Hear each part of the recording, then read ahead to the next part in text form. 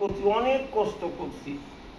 আমি এই ছেলের জন্য জমি বিক্রি করি, আমি ছেলেরে মানুষ করছি। আজকে আমার ছেলে আমার সামনে থেকে দুনিয়া থেকে চলে গেছে।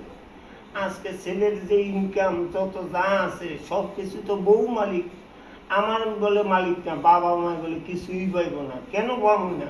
এই দিয়ে তো আমার প্রশ্ন। আমি যাতে পাইতে পারি সেটাই আমার চাহিদা, পাওনাটা আমার চাহিদা। আমি কি অন্যায় করছি?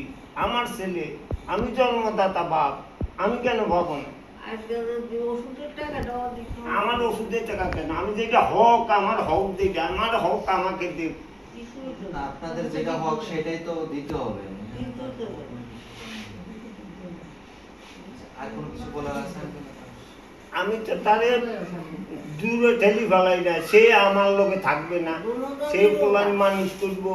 আমি কইছি যে বড়নদী তুমি থাকো, বড়নদী সরকারি স্কুল আছে, আমি এনে ভর্তি করামু, এনে কিল্ডার গার্ডেন আছে না, তিনের কিল্ডার গার্ডেনে নিমু আনমু।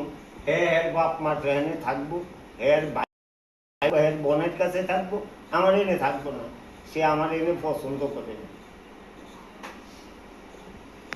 আচ্ছা ঠিক আছে আঙ্কেল, আমি অবশ্যই চেষ্টা করব। আজকে আমি না খাই মরতেছি। আমার তো ৭৪ বছর, আমার তো কোনো কাজ করার কোনো সুযোগ সুবিধা আর নাই। আমার নিজের শরীরটা মানে 3 কেজি দিতে তো আমার জান শেষ হয়ে গেছে।